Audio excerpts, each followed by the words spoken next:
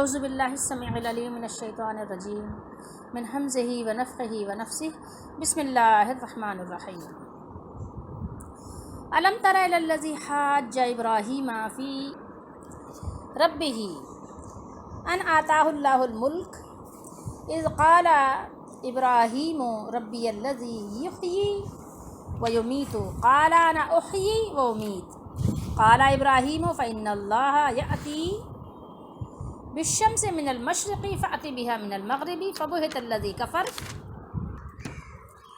واللہ لا یہدی القوم الظالمین۔ ترجمہ ہم پڑھیں گے تفہیم القرآن کا۔ کیا تم نے اس شخص کے حال پر غور نہیں کیا جس نے ابراہیم سے جھگڑا کیا تھا؟ جھگڑا اس بات پر کہ ابراہیم کا رب کون ہے، اور اس بنا پر کہ اس شخص کو اللہ نے حکومت دے رکھی تھی۔ جب ابراہیم نے کہا میرا رب وہ ہے جس کے اختیار میں زندگی اور موت ہے، تو اس نے جواب دیا زندگی اور موت میرے اختیار میں ہے، انا احیی و امیت۔ ابراہیم علیہ السلام نے کہا اچھا، اللہ سورج کو مشرق سے نکالتا ہے، تو ذرا اسے مغرب سے نکال لا۔ یہ سن کر وہ منکر حق ششدر رہ گیا، مبہوت ہو گیا۔ فبہت الذی کفر، اس کافر یعنی مبہوت ہو گیا، مگر اللہ ظالموں کو راہ راست نہیں دکھایا کرتا۔ یہ ترجمہ تھا تفہیم القرآن کا۔ اب ہم ترجمہ آپ کو دکھا دیتے ہیں ضیاء القرآن کا بھی۔ کیا نہ دیکھا آپ نے اے حبیب صلی اللہ علیہ وسلم، یہ بریکٹ میں ہے، اسے جس نے جھگڑا کیا ابراہیم سے ان کے رب کے بارے میں، وجہ اس وجہ سے جھگڑا کیوں کیا؟ اس وجہ سے کہ دی تھی اسے اللہ تعالیٰ نے بادشاہی، جب کہ کہا ابراہیم علیہ السلام نے اسے کہ میرا رب وہ ہے جو جلاتا ہے اور مارتا ہے۔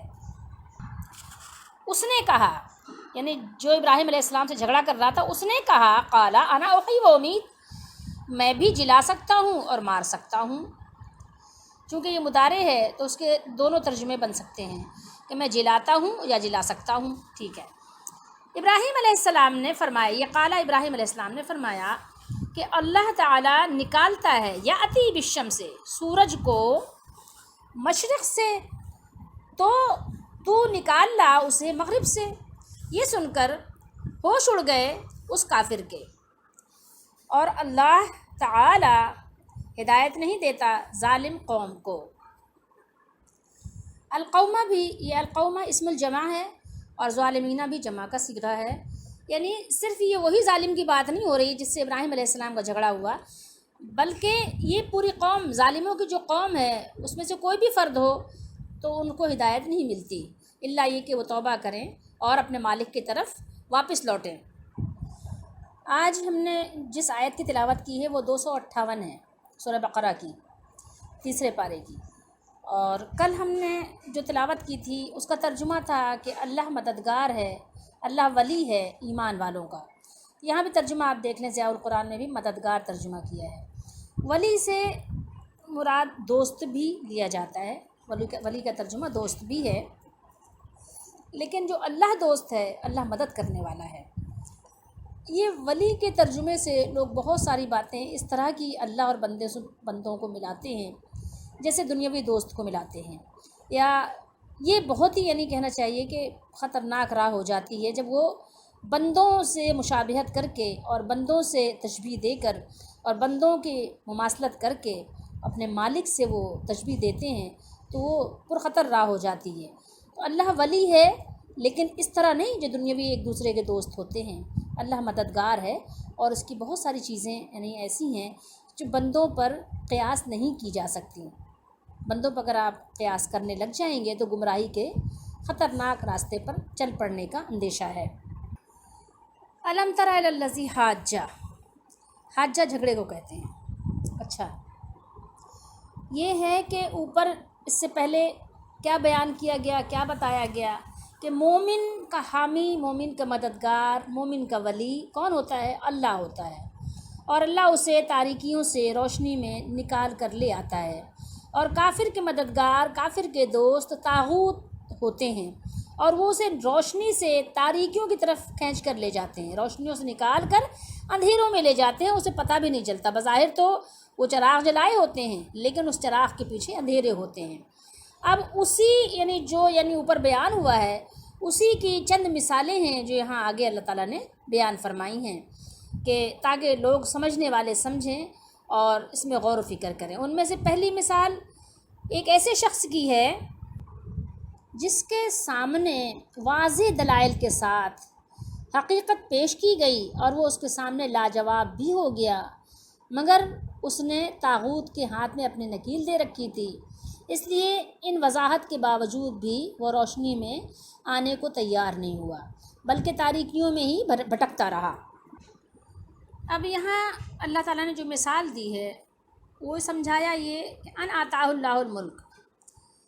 کہ اللہ تعالیٰ نے اس کو بادشاہ بنایا اور اس کو اپنا ملک حکومت کرنے کے لیے عطا فرمایا، یعنی اس کی حاکمیت تھی، دنیاوی حاکم تھا، حکومت تھی، تو اس کا شکر اس نے اس طرح ادا کیا کہ خود خدائی کا دعویٰ کر کے بیٹھ گیا اور اپنے مالک حقیقی کو بھول گیا۔ تو فرمایا کہ اس کی وجہ یہ بنی کہ اللہ تعالیٰ نے اس کو حکومت عطا فرمائی، تو اس نے بجائے کہ شکر گزاری کرتا، اس کی فرما برداری کرتا، خود ہی رب بن کر بیٹھ گیا، اور جس نے اسے حکومت عطا فرمائی تھی اس کا انکار کر دیا۔ اگر اللہ تعالیٰ اسے فقیر بنا دیتا تو وہ پھر کبھی بھی یہ جسارت نہ کرتا۔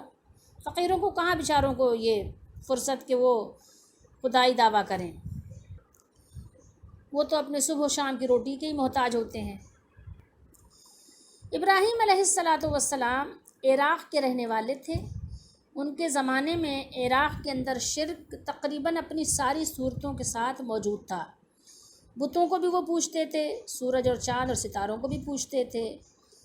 اور اس کے علاوہ اس کے ساتھ ساتھ بادشاہ وقت کو بھی وہ رب مانتے تھے۔ ابراہیم علیہ السلام کے ذمے ان سب صورتوں کی تردید کر کے لوگوں کو ایک اکیلے رب کی عبادت کی دعوت دینا تھا۔ تبلیغ حق کرنے کے لیے ابراہیم علیہ السلام تنہا ہر وقت تیار تھے۔ حضرت ابراہیم علیہ السلام نے جب شرک و الحاد کے خلاف جہاد شروع کیا اور اس مٹی کے ناچیز پتلے کو رب ماننے سے صاف انکار کر دیا، تو نمرود نے سر مجلس آپ سے آپ کے رب کے متعلق دریافت کیا۔ آپ نے فرمایا میرا رب تو وہ ہے جو ہر چیز کو زندہ کرنے والا اور مارنے والا ہے۔ نمرود نے کہا یہ تو میں بھی کر سکتا ہوں۔ اب اس کی بات باقی ہم بعد میں کریں گے۔ ابراہیم علیہ السلام نے جب تبلیغ شروع کی تو سب سے پہلے اپنے گھر سے شروع کی، اپنے والد کو تبلیغ کی کہ بتوں کی یعنی پوجا، بتوں کا بنانا چھوڑ دو، جو آزر کہلائے جاتے ہیں نا، قرآن میں جن کا ذکر آزر کے نام سے آیا ہے، اور پھر اپنی قوم کو بت پرستی چھوڑنے کی دعوت دی اور ایک رب کی عبادت کرنے کی دعوت دی۔ پھر کیا ہوا کہ اس کے نتیجے میں گھر سے نکلنا پڑا۔ پھر نہایت حکیمانہ طریقے سے سورج، چاند اور ستاروں کا رب نہ ہونا ایسا واضح کیا کہ قوم لاجواب ہو گئی۔ آپ دیکھ سکتے ہیں سورہ انعام وغیرہ میں۔ پھر اس کے بعد کیا ہوا، نتیجے میں قوم کے جھگڑے اور سورج اور چاند اور ستاروں کے غضب کا نشانہ بننے کی دھمکیوں کا سامنا کرنا پڑا۔ جب ابراہیم علیہ السلام نے سمجھا کہ محض نصیحت، صرف اور صرف نصیحت سے بتوں کی بے بسی ماننے پر یہ لوگ تیار نہیں، یہ نہیں مانیں گے اس طرح سے، تو پھر آپ نے کیا کیا کہ میلے والے دن جب وہ سب میلے میں گئے اور ان کے بڑے بت کو چھوڑ کر آپ نے سارے باقی سب بتوں کو توڑ دیا۔ پھر اس کے بعد ظاہر ہے اس کی تفتیش ہوئی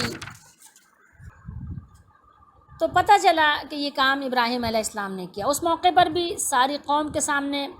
بتوں کی بے بسی ایسی واضح فرمائی کہ وہ اپنے دلوں میں مان گئے کہ ظالم وہ خود ہی ہیں، ابراہیم علیہ السلام کا کچھ قصور نہیں۔ اب حق کو قبول کرنے کے بجائے الٹا کہنے لگے کہ اسے نعوذ باللہ استغفر اللہ جلا دو اور نعوذ باللہ اپنے خداؤں کی مدد کرو۔ سورہ انبیاء وغیرہ میں آپ اس کو دیکھ سکتے ہیں۔ تو اب کیا ہوا کہ اب ظاہر ہے کہ عوام جتنے بھی ہوں کسی کو سزا دینا تو حکومت کا کام ہے، اس لیے انہیں وقت کے بادشاہ کے سامنے پیش کیا گیا۔ وہ اپنی سلطنت میں بت پرستی، ستارہ پرستی کو برداشت کرتا تھا، بلکہ اس کی پشت پناہی بھی کرتا تھا، کیونکہ وہ خود بھی مشرک تھا اور اپنے رب ہونے کا بھی دعوے دار تھا۔ اس موقع پر بادشاہ کے ساتھ یہ مناظرہ ہوا جس میں وہ مبہوت ہو گیا، لاجواب ہو گیا، اور پھر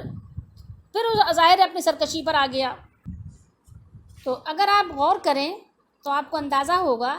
کہ جب کسی کے پاس دلیل نہیں ہوتی نا تو اس کے پاس پھر جو بھی یعنی اس سے بن پڑتا ہے وہ کرتا ہے۔ اگر وہ زیادہ طاقتور ہے تو کیا کرے گا، راستے سے ہٹانے کے لیے مروا دے گا۔ اگر اس کے پاس اتنی پاور نہیں ہے، اتنا پاورفل نہیں ہے تو کیا کرے گا، گالیاں دینا شروع کر دے گا، ہاتھا پائی شروع کر دے گا، ہاتھوں سے مکوں سے مارے گا، یعنی وہ مار پیٹ گالی گلوچ پہ اتر آتا ہے جب اس کے پاس حق کی دلیل نہیں ہوتی۔ یہ آج تک کا دستور ہے، ابھی بھی یہی ہے کہ لوگ نہ لڑنے مرنے کو تیار ہو جاتے ہیں، لیکن حق کے سامنے جب وہ دیکھتے ہیں کہ دلیل نہیں ہے، اور اللہ نے فرمایا قل، آپ کہہ دیجئے ہاتھو برہانکم، برہان دلیل لے آؤ، ان کنتم صادقین، اگر تم سچے ہو تو دلیل پیش کر دو، لیکن لوگ دلیل نہیں پیش کر پاتے۔ پھر وہاں بھی یہی حال ہوا کہ جب انہوں نے دیکھا کہ ہمارے پاس دلیل کوئی نہیں ہے، دلیل سے نہیں جیت سکتے، تو کہنے لگے طاقتور تھا، ظاہر بادشاہ تھا، اس کو اللہ نے اس کو ملک دیا تھا، پاورفل تھا، اس نے کہا بس ان کو جلا دو، ایسی عبرتناک سزا دو، ورنہ تو وہ ظاہر ہے کہ ویسے بھی مروا سکتا تھا نا، کیا مسئلے والی بات تھی، کیا مشکل تھی، نہیں، لیکن اس نے کہا کہ ایسی سزا دو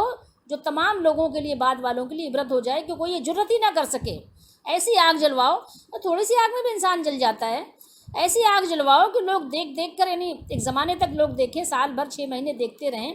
اور ان کے رونگٹے کانپتے رہیں، وہ تھرتھراتے رہیں کہ یعنی ایسی آگ اس میں ڈالا جائے گا، یعنی بادشاہ کی بغاوت کرنے والے کو ایسی سزا دی جائے گی، تو ان کے رونگٹے کھڑے ہو جائیں، کوئی جرت نہ کر سکے حق بات بولنے کی، حق کے سامنے کھڑے ہونے کی کوئی جرت نہ کر سکے، اس لیے اس نے ایسی مطلب آگ کی اس نے جو ہے یہ ترکیب بنائی، ورنہ تو کیا ہے، کسی کو، ایک کمزور انسان کو، ایک اکیلے انسان کو مارنا اتنی بڑی قوم کے لیے، اتنی بڑی فوج کے لیے، اتنا بڑے بادشاہ کے لیے کیا مشکل بات ہے، کوئی بھی مشکل نہیں تھی، لیکن وہ ایک جیسے ہوتا ہے نا ہمارے یہاں بھی عبرتناک سزا دو، تو یہ سیدھے سادھے بھولے بھالے لوگوں کے ساتھ ایسا ہی کیا جاتا ہے ہمیشہ۔ ابراہیم علیہ السلام کے لیے اس نے یہی سزا منتخب کی کہ جب ابراہیم علیہ السلام نے بادشاہ کے رب ہونے کا انکار کیا اور حقیقی رب کے دلیلیں پیش کی، تو اس نے پوچھا تمہارا رب کون ہے؟ آپ نے فرمایا میرا رب وہ ہے جو زندہ کرتا ہے اور مارتا ہے۔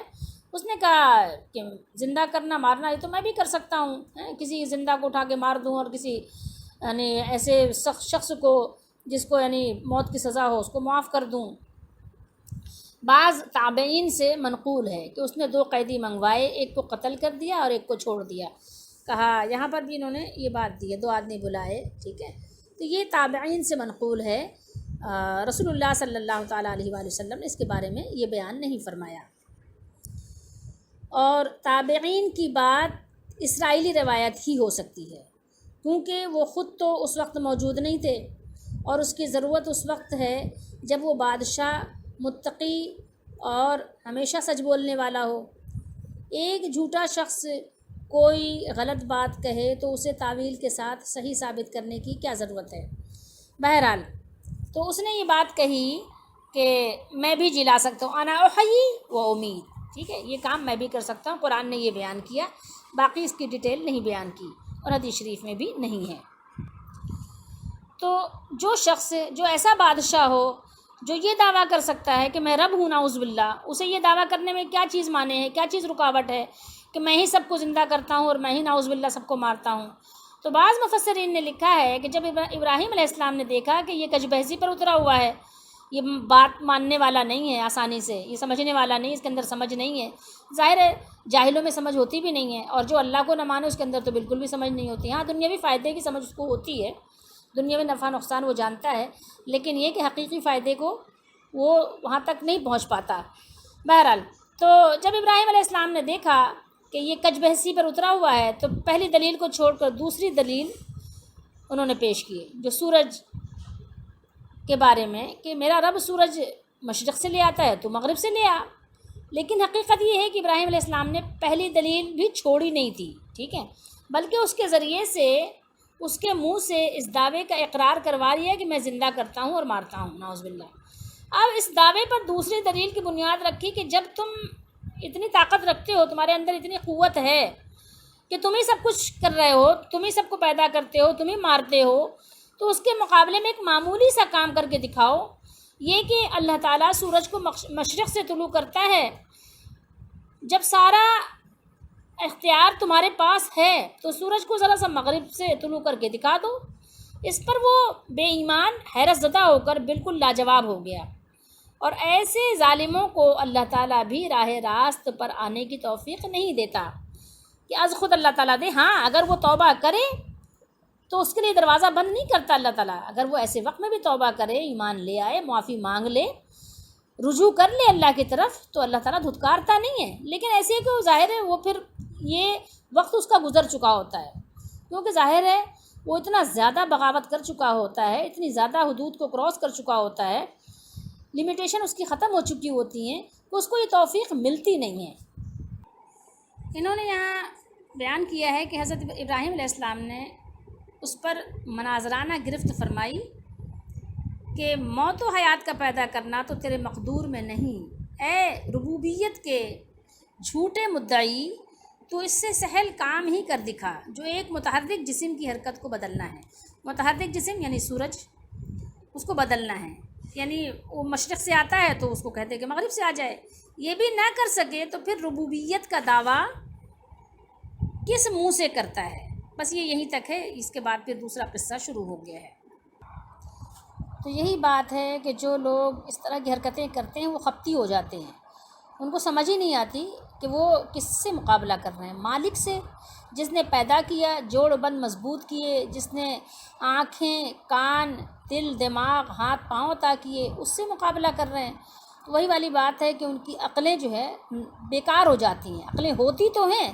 لیکن ناکارہ ہو جاتی ہیں۔ جیسے کہ بہت عرصے تک آپ ہاتھ میں پٹی باندھ کر، گلے میں پٹا ڈال کر ہاتھ کو لٹکا لیں تو بیکار ہو جاتا ہے، وہ ہاتھ مفلوج ہو جاتا ہے جب تک اس کی ایکسرسائز نہ کریں۔ جیسے آنکھیں میں ہیں، آنکھوں میں آپ اگر پٹی باندھ کر کافی دنوں تک آپ اندھیرے روم میں رہیں تو آنکھیں بیکار ہو جاتی ہیں، جب روشنی میں آئے تو آنکھیں کام نہیں کرتی۔ اسی طریقے سے آنکھیں تو ہوں لیکن آپ اندھیرے میں بیٹھے رہیں تو اندھیرے میں یہ آنکھیں آپ کی کام نہیں کرتی، ایسے ان کی بھی صلاحیتیں بیکار ہو جاتی ہیں، تو اپنے مالک سے مقابلہ کرنے آ جاتے ہیں بجائے کہ وہ غور و فکر کریں۔ تو اسی طریقے سے اللہ تعالیٰ ان کو جو ہے اندھا بہرا بنا دیتا ہے۔ اللہ نے فرمایا فَإِنَّهَا لَا تَعْمَى الْأَبْصَارُ وَلَكِنْ تَعْمَى الْقُلُوبُ الَّتِي فِي الصُّدُورِ۔ تو بات یہ ہے کہ آنکھیں اندھی نہیں ہیں، قصہ یہ ہے کہ آنکھیں اندھے نہیں ہیں، فَإِنَّهَا لَا تَعْمَى الْأَبْصَارُ۔ بات یہ ہے، حقیقت یہ ہے کہ قصہ یہ ہے کہ آنکھیں اندھی نہیں ہوتی بلکہ وہ دل اندھے ہو گئے ہیں جو دلوں میں پوشیدہ ہیں، جو سینوں میں پوشیدہ ہیں، سینوں میں، صدور، سینوں میں پوشیدہ ہیں، تو وہ دل ہی اندھے ہو گئے ہیں، یعنی بصارت تو ہے، بصیرت نہیں ہے۔ تو آج ایسے بہت سے لوگ آپ کو نظر آئیں گے کہ جو قرآن و حدیث کے مقابلے میں دلائل پیش کرتے ہیں اپنے بزرگوں کے متعلق، ان کو بھی ان چیزوں پہ غور کرنا چاہیے۔ اللہ تعالیٰ ہم سب کا حامی و ناصر ہو۔ اور ایک واقعہ مشہور ہے لوگوں میں بہت زیادہ، یہ وہ واقعہ ہے کہ نمرود کی ناک میں ایک مچھر کے گھسنے کا، کہ نمرود کی ناک میں ایک مچھر گھس گیا تھا اور 400 سال تک وہ ہتھوڑوں سے اپنے آپ کو پٹوانے کی یعنی مشق کرتا رہا کہ جو آتا اس کو پہلے جوتوں سے مارتا، اور پھر یہ واقعہ رسول اللہ صلی اللہ علیہ وسلم نے نہیں بیان کیا، ٹھیک ہے، اور نہ ہی کسی صحابی نے بیان کیا۔ تو جو بات رسول اللہ صلی اللہ علیہ وسلم نے بیان ہی نہیں کی تو پھر ایسے قصے کا کیا فائدہ کہ اس کی ناک۔ ویسے بھی اللہ کا عذاب کیا کم ہے، اللہ کا عذاب تو جس طرح چاہے دے، کچھ نہ بھی ہو تو انسان کے اپنے اندر کی آگ انسان کو جلاتی ہے، بہت کچھ ہے۔ ایک اختلاجی مرض اگر کبھی کسی کو ہوا ہو وہی اس کے لیے جان لیوا ہے کہ وہ جیتے جیتے مر جاتا ہے، انسان جی تو رہا ہوتا ہے لیکن وہ مرا ہوا ہوتا ہے، یعنی ایسا بے چین ہوتا ہے۔ تو ضروری نہیں کہ اس کے ناک کے ذریعے سے اس کے دماغ میں مچھر گھسا ہو، ایسا واقعہ اللہ کے رسول صلی اللہ علیہ وسلم نے نہیں بیان کیا۔ اور دیکھیں حدیثوں کو بیان کرنے میں بہت زیادہ احتیاط کرنا چاہیے۔ اللہ کے نبی صلی اللہ علیہ وسلم نے فرمایا جو جان بوجھ کر مجھ پر جھوٹ باندھے گا وہ اپنا ٹھکانہ جہنم میں بنا لے۔ تو اس لیے جب بھی حدیثیں بیان کریں اچھی طرح تحقیق کر لیں، ورنہ یہ کہ دیکھیں ایک ایسا یعنی جرم آپ اپنے اوپر کیوں لینا چاہ رہے ہیں کہ جس کے بارے میں آپ کا علم ہی نہیں ہے۔ اچھی طرح تحقیق کر لیں کہ جن لوگوں سے آپ نے حدیث سنی ہے کہ وہ کیا واقعی اس لائق ہیں کہ ان کی بات کا یقین کیا جائے، یا جہاں آپ نے پڑھی ہے جس کتاب میں کیا واقعی وہ کتاب لکھنے والے مصنف یا مؤلف اس لائق ہیں کہ ان کی بات پر اعتماد کیا جائے۔ یہ اچھی طرح تحقیق کر لیں، کیونکہ جو احادیث کی کتابوں میں بھی یہ احادیث لکھی ہیں اس کی بھی محدثین نے اس کی بھی وضاحت کی ہے کہ دیکھیے اس کا درجہ کیا ہے۔ تو اس لیے حدیث کو بیان کرنے سے پہلے اچھی طرح اس کی تحقیق بہت ضروری ہے۔ ایسا نہ ہو کہ کسی اور پر اعتماد کر کے ہم رسول اللہ صلی اللہ علیہ وسلم پر جھوٹ گڑھ دیں اور اپنا ٹھکانہ جہنم میں بنا لیں۔ اللہ تعالی ہم سب کا مددگار ہو۔ قرآن مجید کو سمجھنے کی کوشش کریں، اللہ تعالی ہم سب کو سمجھ دے اور ہدایت دے، رہنمائی فرمائے، اور اللہ تعالی ایمان پر خاتمہ نصیب فرمائے، اور اللہ تعالی ہمارے گناہوں کو معاف فرمائے، ہم پر رحم فرمائے، آمین۔